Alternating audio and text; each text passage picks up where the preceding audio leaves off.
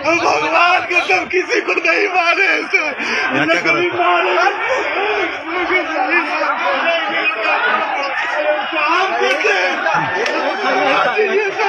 कुछ किया please sir अकेला भी नहीं मारे सर कभी गलती से भी सर आज जान मार दीजिए सर हमको। नमस्कार मित्रों, आज हम एक नए मुद्दे के साथ आपके सामने हाजिर हैं। जैसा कि आपने शुरू में देखा, एक तस्वीर है वीडियो के प्रारंभ में जिसमें कि आंदोलित छात्र युवा वो रेलवे ट्रैक पर बैठे हुए हैं। वहीं एक वीडियो क्लिपिंग को भी आपने देखा होगा। उस वीडियो क्लिपिंग में एक युवा कुछ पुलिस कर्मियों द्वारा पकड़े जाने के बाद वो गिड़गिड़ा रहा है, और किस तरह से गिड़गिड़ा रहा है उसे देखकर आप हिल गए होंगे, आपके आंसू आ जाएंगे। और वो क्यों गिड़गिड़ा रहा है इस पर जरा विचार करिए, गौर करिए। उस युवा की गलती क्या है, उस युवा का अपराध क्या है? वो किसी की हत्या में गिरफ्तार नहीं है, वो किसी के हत्या में वो पकड़ा नहीं गया है। वो रोजगार मांगने निकला है, घर से रोजगार मांगने निकला है, और रोजगार के बदले उसे क्या मिला है? लाठी और डंडे और थप्पड़ उसके ऊपर बरसाए जा रहे हैं, और वो गिड़गिड़ा रहा है, खून से लथपथ है। आखिर वो मां क्या सोच रही होगी, उसके दिल पर क्या बीत रहा होगा जब वो देखी होगी कि उसका बेटा कुछ पुलिसकर्मियों के चंगुल में है और वो गिड़गिड़ा रहा है। जरा आप भी गौर करिए, आप भी सोचिए, आपका कलेजा नहीं फटा जा रहा है? आपका बेटा घर से बाहर जाए, वो नौकरी के तलाश में जाए, वो रोजगार के तलाश में जाए, और उसके साथ जब इस तरह से व्यवहार हो, जब इस तरह से उसके साथ हमारे पुलिसकर्मी, हमारे सरकार व्यवहार करे, तो आपके दिल पर क्या बीतेगी? आपको पता है, अभी अभी कुछ दिनों पहले एक रिजल्ट आया एनटीपीसी रेलवे का, जो ग्रुप डी के लिए 2019 में इसका फॉर्म निकाला गया था। अभी कुछ दिनों पहले उसके एग्जाम हुए, एक साल पहले एग्जाम हुआ, अब उसका रिजल्ट आया। जो युवा उस परीक्षा में बैठे थे, उनका आरोप है कि इस रिजल्ट के जरिए 20 गुना छात्रों को अगले परीक्षा में बुलाया गया है। जहां तक मुझे जानकारी है कि इस परीक्षा को 3 चरण में पूरा कराना है, प्रथम, द्वितीय और तृतीय। ये 3 बार परीक्षाएं ली जाएंगी, तब जाकर के जो है सिलेक्शन होगा, तब जाकर के नौकरी मिलेगी। अभी ये प्रथम चरण के रिजल्ट, युवाओं का आरोप है कि इस प्रथम चरण के रिजल्ट में एक ही कैंडिडेट को 3-3 जगह पास दिखाया गया है, जबकि उनकी गिनती एक जगह होनी चाहिए, एक बार होनी चाहिए। उनकी मांग अपने जगह जायज है, लेकिन ऐसा नहीं हो रहा है। उनकी बातों को सुनने वाला कोई नहीं। तब जाकर के ये युवा आंदोलन की राह पकड़ लिए और ये सड़कों पर उतर आए, वो रेलवे ट्रैक पर उतर आए, और वो पूरे बिहार से लेकर के यूपी तक ये युवाओं के आंदोलन की आंच पहुंच गई। जहां आपको पता है कि चुनाव विधानसभा का होने वाला है, जिसे देखते हुए विपक्षी पार्टियां इस मुद्दे को तो लपक ली, लेकिन सरकार असहज हो गई। सरकार को यह डर सताने लगा कि अगर ये युवा इस तरह से आंदोलित हो जाएंगे तो हमारे विरोध में मतदान होगा और हमारे हाथ से कहीं न कहीं सत्ता निकल जाएगी। इसे देखते हुए तुरंत फुरत में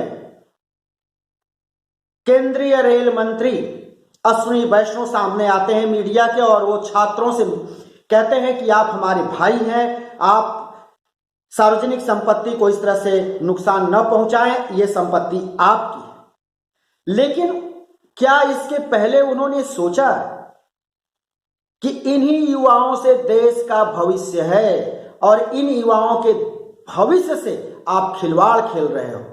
जब आप भविष्य से खिलवाड़ खेलोगे तो ये युवा क्या करेंगे? आखिर आंदोलन के सिवा इनके हाथ क्या है? बिहार में आंदोलन होता है, गया में एक सवारी गाड़ी को आंदोलित युवाओं ने आग के हवाले कर दिया और वहीं एक इंजन में भी आग लगा दी। तो इलाहाबाद के, उत्तर प्रदेश के इलाहाबाद के भी युवा ट्रैक पर उतरे, रोड पर उतरे। उसका खामियाजा उनको रात के अंधेरे में, जब उस समय लाज में या अपने कमरे में सो रहे थे, उस समय उनको मिला और उनके दरवाजों को तोड़ करके, उनको रात में सोते हुए जगा करके उनको पीटा गया। उनको लाठियां उनके ऊपर बरसाई गई, बर्बर तरीके से उनको पीटा गया। कितनों के हाथ टूटे, कितनों के सिर फटे, कितनों के पैर टूट गए। इस कड़कड़ाती ठंड में वो जंगलों के तरफ भाग भाग करके और इन गलियों उन गलियों में भाग करके जान बचाए और ठिठुरती रात में वैसे ही पड़े रहे।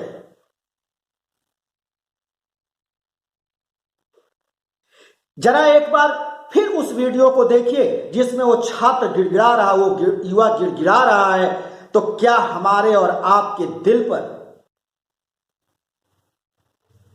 क्या बीत रही है? क्या हमारा बच्चा, हमारा बेटा, हमारा भाई घर से जाए, पढ़े लिखे और परीक्षाओं की तैयारी करे और उसके बाद इस तरह से लाठी खाए? जरा फिर से आप इस वीडियो को देखिए। भगवान कसम किसी को नहीं मारे ऐसे, नहीं मारे।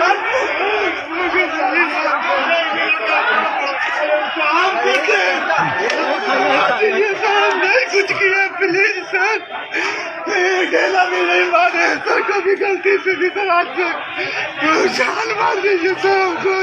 हम इस वीडियो को आपको 2 बार इसलिए दिखाए, प्रारंभ में और बीच में, कि आपके संज्ञान में हो, आपके दिल में ये बैठे और सरकार के बारे में आप बार बार सोचिए जिसे आप चुन करके लाते हैं। जब आप चुन करके लाते हैं तो ये सरकार आपको बदले में क्या देती है? आपके बेटों को किस तरह से ये पीटती है। उस बेचारे का क्या दोष? क्या वो अपने भविष्य के लिए नौकरी न मांगे, वो पढ़ाई न करे? निकलती है पियून की वैकेंसी और हमारा युवा जो पीएचडी करके बैठा हुआ है वो भी अप्लाई करता है। इस देश का दुर्दीन देखिए। हमारे यहां बेरोजगारी मुंह बाए खड़ी है। हमारे देश की सबसे विकट समस्या है बेरोजगारी। लेकिन युवाओं को केवल प्रलोभन दिए जाते हैं, उनको मीठी मीठी बातें बताई जाती हैं और उनको केवल लैपटॉप और मोबाइल और टैबलेट दे करके उनके वोटों को खींचा जाता है, उनको अपने पीछे पीछे भीड़ में तब्दील किया जाता है। ये कब तक होगा? अगर आप गार्जियन हैं, आप युवा हैं, आप परीक्षार्थी हैं, आप चाहे जो हो, लेकिन आपको विचार करना होगा और विचार करना होगा रोजगार पर, बेरोजगारी पर और इस युवा के गिड़गिड़ाहट पर। जी हां, इसलिए हम बार बार कह रहे हैं कि आपके भी घर के बच्चे बाहर पढ़ रहे होंगे, तैयारी कर रहे होंगे, वो अपने भविष्य को संवारना चाहते होंगे, लेकिन ये सरकार एक दिन इसी तरह से इनके ऊपर डंडे बरसाएगी। जब ये अपनी मांग को लेकर के सड़क पर उतरेंगे तो इनके सिर फोड़ दिए जाएंगे। आप हमारे इस चैनल को सब्सक्राइब करें, लाइक करें, शेयर करें या मत करें, लेकिन हम खरी खरी बात लेकर के हाजिर होते रहेंगे, बेबाक बोलते रहेंगे। अगर आप चाहते हैं कि इस युवा की गिड़गिड़ाहट जो आपको व्यथित करती है, आपके सीने को छलनी करती है, उसे देश के एक एक व्यक्ति तक पहुंचाना अगर आप चाहते हैं तो इसको अधिक से अधिक संख्या में शेयर करें, लाइक करें और सब्सक्राइब जरूर करें। जी नमस्कार।